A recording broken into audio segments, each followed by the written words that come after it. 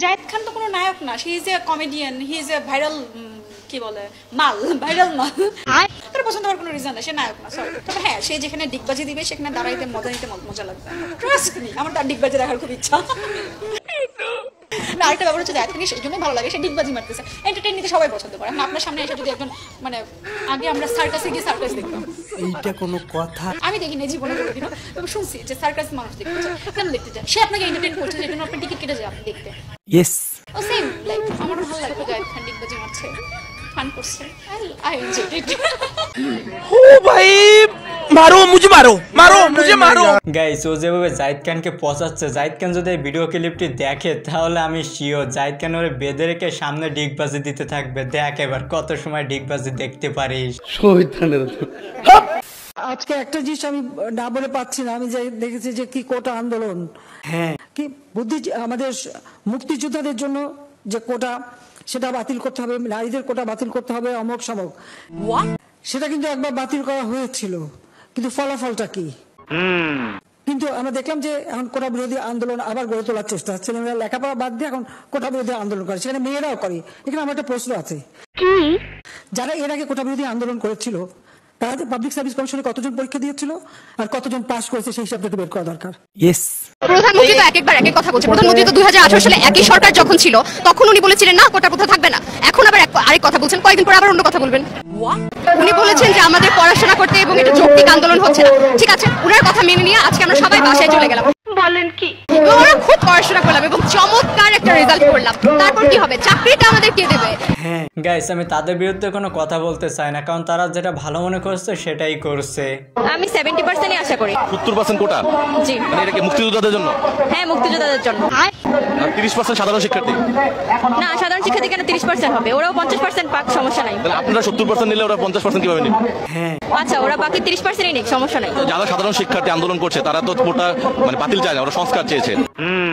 আমরা চাই যেহেতু আমাদের পরিবার এত কষ্ট করে যুদ্ধ করছে, যুদ্ধ করে দেশ স্বাধীন করছে, তো আমরা চাই এটা 70%ই থাকুক। আচ্ছা।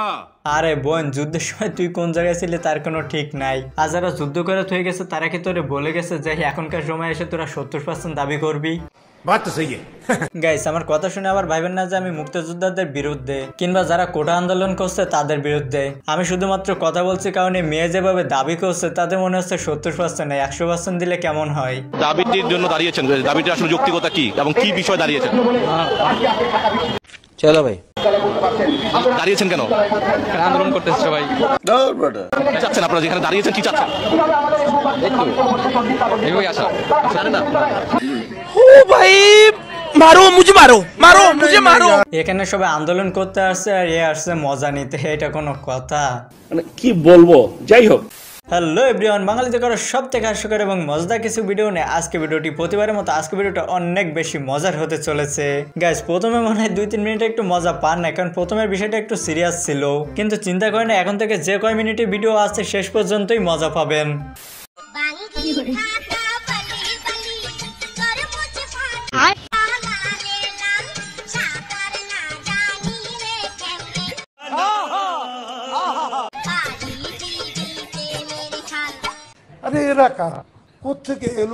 যাক, এটা দেখার পর নিজের প্রতি একটু ভরসা পেলাম যে বান্দরের গলায় যদি মুক্তোর মালা জ্বলে তাহলে আমার গলায় সিটি গোল্ডের চেনও ঝুলতে পারে।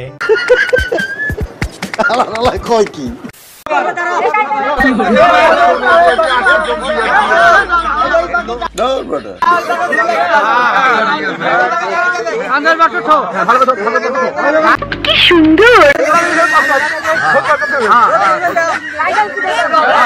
গাইস, আমার মতে তার বুড়ো বয়সে এটা না করলেও চলতো। আমাকে দেখতে আজকে কেমন লাগছে? আগের মতোই সুন্দর আছি নাকি আগের চেয়েও বিউটিফুল হয়ে গিয়েছি? ও ইয়ার, মাই গড, নিজের প্রশংসা নিজে আর কত করব। আপুটা কিন্তু এভাবে কথা বলাতে ভালোই লাগছিল, কি বলেন? আমাকে পাশে নিয়ে চলো না, মিষ্টি করে তুমি বলো না, তোমাকে যে আমি ভালোবাসি। চমকে চলেছে একা পথে, চমকে হলে বসে তেমন কিছু না, আমার বান্ধবী যখন শপিং করতে যায়। হ্যালো,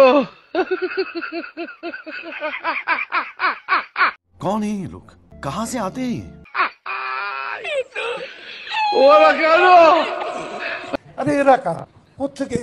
তো বন্ধুরা আমার মতো কে কে ধোকা খাইছেন অবশ্যই কমেন্টে জানাবেন। আমি প্রথমে ভাবছিলাম পুলিশও হয়তো তাড়া করছে, পরে থেকে না।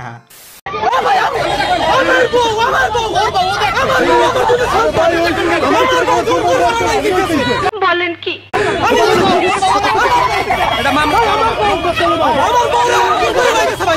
মানে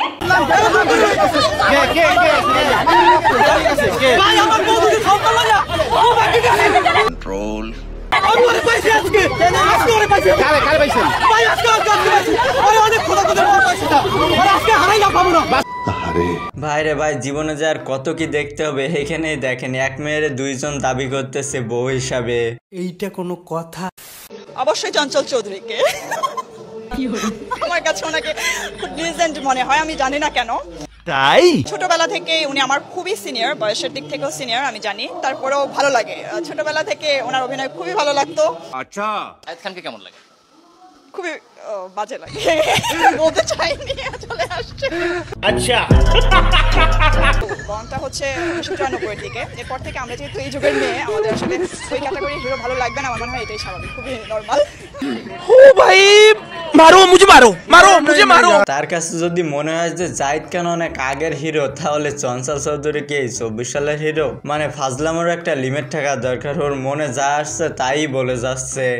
শেখ হাসিনা কারোর সাথে জেলাসি করে না। Sheikh Hasina father of the নেশনের মেয়ে, বঙ্গবন্ধু শেখ মুজিবের মেয়ে। প্রধানমন্ত্রী, এটা তো একটা সাময়িক ব্যাপার, কিন্তু আমি তো বঙ্গবন্ধু শেখ মুজিবের মেয়ে। ইয়েস, আমি দেশও বেছি না, দেশের স্বার্থ বেছি না।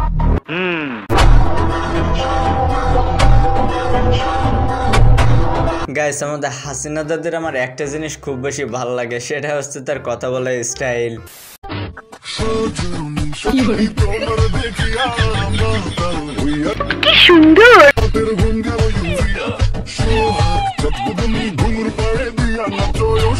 তেমন কিছু না, বোন আমার নতুন টিকটকে জয়েন করছে।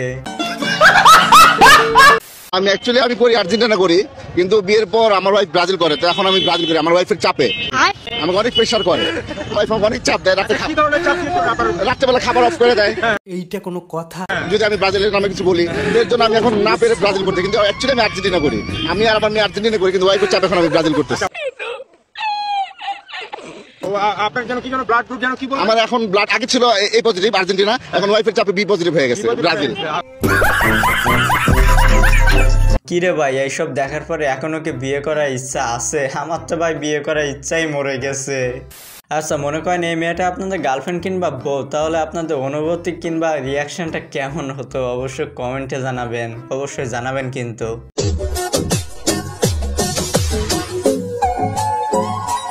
ओह यार, हाय हाय, गाड़ी कितनी औसम है यार।